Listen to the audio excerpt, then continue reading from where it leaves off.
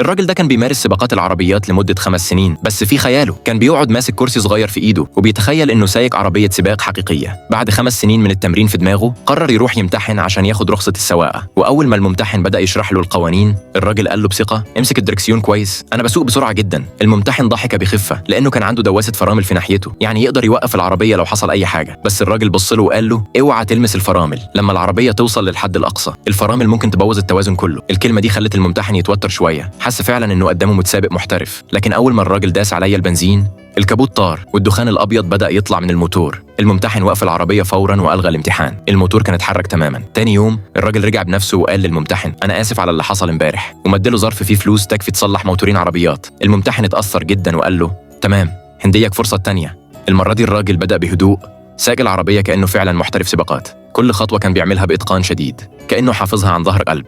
وأول ما عدى خط النهاية كان بالفعل فك حزام الأمان قبل حتى ما العربية توقف.